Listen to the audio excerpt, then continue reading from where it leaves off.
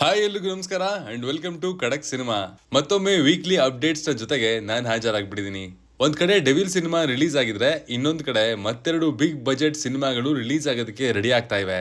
ಬನ್ನಿ ಆಗಿದ್ರೆ ನೋಡೋಣ ಈ ವಾರ ಯಾವೆಲ್ಲ ಸಿನಿಮಾಗಳ ಸುದ್ದಿಗಳಿದೆ, ಏನೆಲ್ಲ ಹಲ್ಚಲ್ ಸಿನಿಮಾ ಇಂಡಸ್ಟ್ರಿಲಿ ನಡೀತಿದೆ ಅಂತ. ಅನೌನ್ಸ್ಮೆಂಟ್ಸ್.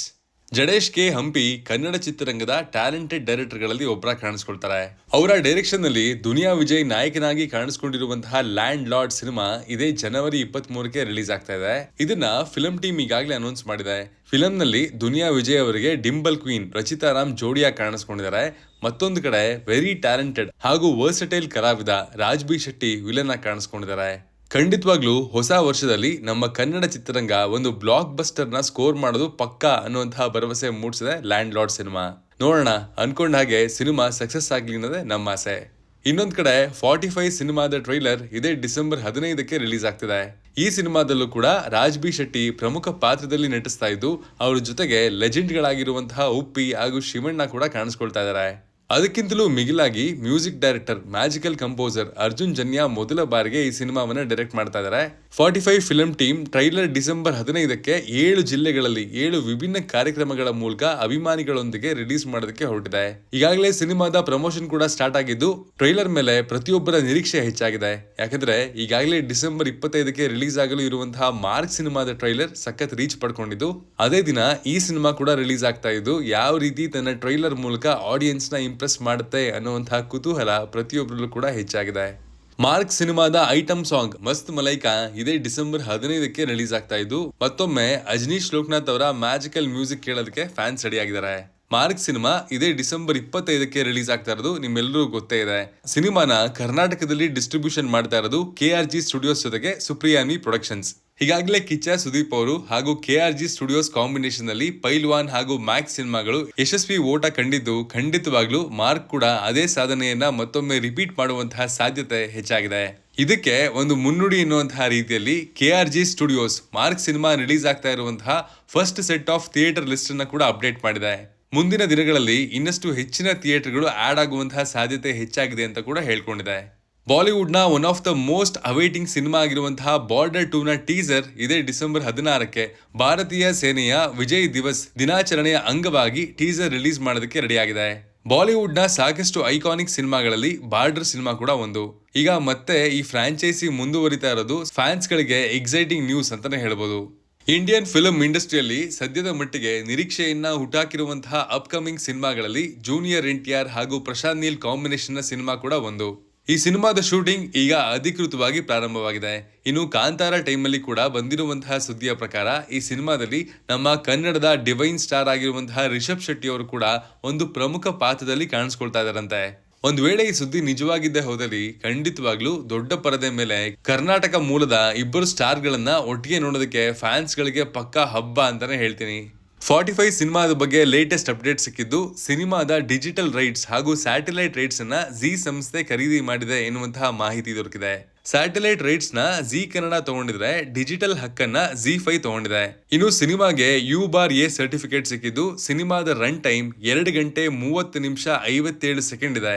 ರಾಜ್ಯದಾದ್ಯಂತ ಇದೇ ಡಿಸೆಂಬರ್ 25ಕ್ಕೆ ರಿಲೀಸ್ ಆಗ್ತಿರುವಂತಹ 45 ಸಿನಿಮಾನ prestigious production house KVN productions ವಿತರಣೆ ಮಾಡಲಿದೆ. ತ್ರಿವಳಿ ಸ್ಟಾರ್ ಪವರ್ ಇರುವಂತಹ 45 ಕ್ರಿಸ್ಮಸ್ಗೆ ಯಾವ ರೀತಿಯಲ್ಲಿ ಬಾಕ್ಸ್ ಆಫೀಸ್ ನಲ್ಲಿ ಮಾರ್ಕ್ ಸಿನಿಮಾದ ಎದುರುಗಡೆ ಪರ್ಫಾರ್ಮ್ ಮಾಡುತ್ತೆ ಅಂತ ಕಾದ್ ನೋಡಬೇಕಾಗಿದೆ. Teaser and trailer releases. 15 ವರ್ಷಕ್ಕಿಂತ ಹಿಂದೆ ರಿಲೀಸ್ ಆಗಬೇಕಿದ್ದಂತಹ ರಾಜೇಂದ್ರ ಸಿಂಗ್ ಬಾಬು ನಿರ್ದೇಶನದ ಸಿನಿಮಾ ರಕ್ತ ಕಾಶ್ಮೀರ ಅನ್ನೋ ಹೆಸರಿನಲ್ಲಿ ರಿಲೀಸ್ ಆಗೋದಕ್ಕೆ ರೆಡಿ ಆಗಿದೆ.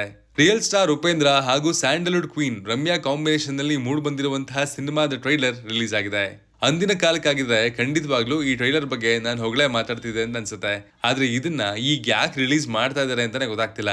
ಸದ್ಯಕ್ಕೆ ಟ್ರೈಲರ್ ರಿಲೀಸ್ ಆಗಿದ್ದು ಅಂದಿನ ಕಾಲಕ್ಕೆ ತಕ್ಕಂತೆ ಎಲ್ಲವೂ ಇದೆ. ಅಂಡ್ ಈ ಸಿನಿಮಾ ರಿಲೀಸ್ ಮಾಡೋದಕ್ಕೆ ಯಾಕೆ ಇಷ್ಟೊಂದು ಟೈಮ್ ತಗೊಂಡ್ರು ಅನ್ನೋದನ್ನ ಹೇಳೋರು ಯಾರನ್ನ ನಾವು ಕೇಳಬೇಕು ಅಂತ ಗೊತ್ತಾಗ್ತಾ ಇಲ್ಲ. ನೋಡೋಣ ಸಿನಿಮಾ ಈಗಲಾದ್ರೂ ರಿಲೀಸ್ ಆಗುತ್ತಾ ಅಥವಾ ಇನ್ನೂ ಮುಂದಕ್ಕೆ ಹೋಗುತ್ತಾ ಅಂತ. Theatrical releases. ಮುಂದಿನ ಶುಕ್ರವಾರ ರಿಲೀಸ್ ಆಗ್ತಿರುವಂತಹ ಸಿನಿಮಾಗಳ ಬಗ್ಗೆ ಮಾತಾಡೋದಾದ್ರೆ, ಡಿಸೆಂಬರ್ 19ಕ್ಕೆ Surya power of love cinema release ಆಗ್ತಿದೆ.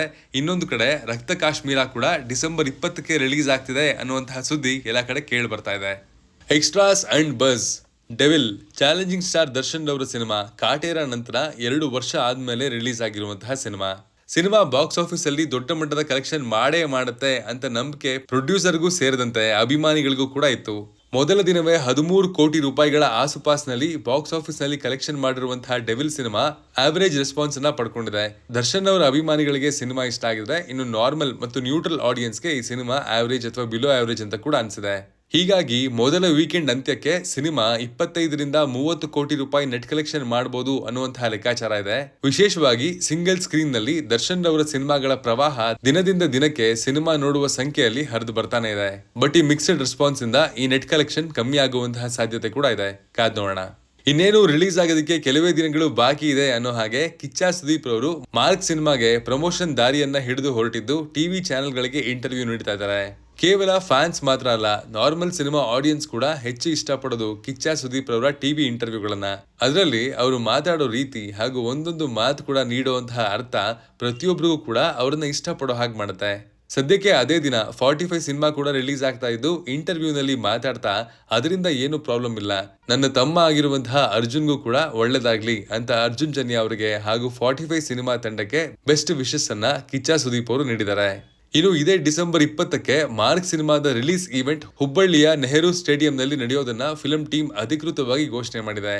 ಮ್ಯಾಕ್ಸ್ ಸಿನಿಮಾದಿಂದ ಪ್ರಾರಂಭವಾಗಿ ಮಾರ್ಕ್ ತನಕ ಕೂಡ ಕಿಚ್ಚ ಸುದೀಪ್ ಅವರು ತಮ್ಮ ಫಿಲ್ಮ್ ಈವೆಂಟ್ ಗಳನ್ನ ನಾರ್ತ್ ಕರ್ನಾಟಕ ರೀಜನ್ ನಲ್ಲಿ ಮಾಡ್ತಾ ಇರೋದು ಒಂದು ಗಮನಾರ್ಹ ಬೆಳವಣಿಗೆ ಅಂತ ಕೂಡ ಹೇಳ್ಬೋದು.